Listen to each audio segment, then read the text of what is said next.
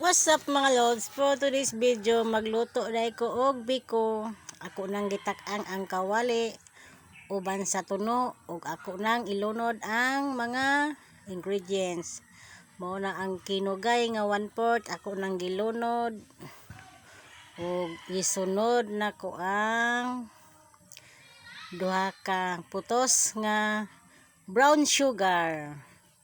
Ug mao na akong ingredients kay maghimo ko og latik kay akong ilunod ang pilit nga gilungag para mahimo siyang biko. Ug ako nang gimikos-mikos, giukay-ukay ang tuno kauban sa kamay. Ug mao ni ang pilit human na siya og lungag.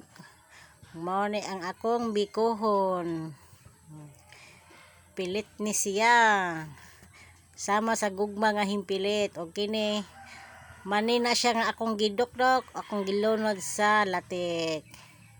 Na nagbukal-bukal na ang ako ang latik. Lami kaayo ni siya og na okay na gid siya. Nahimo na gid siyang latik.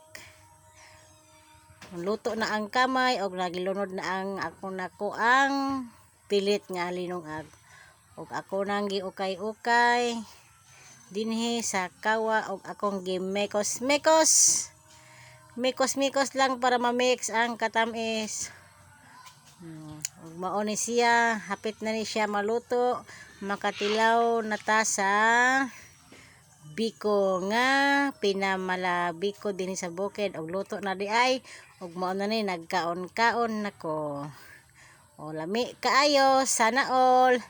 Mao ni ang akong biko dinhi sa among probinsya. Lami kaayo, sana all.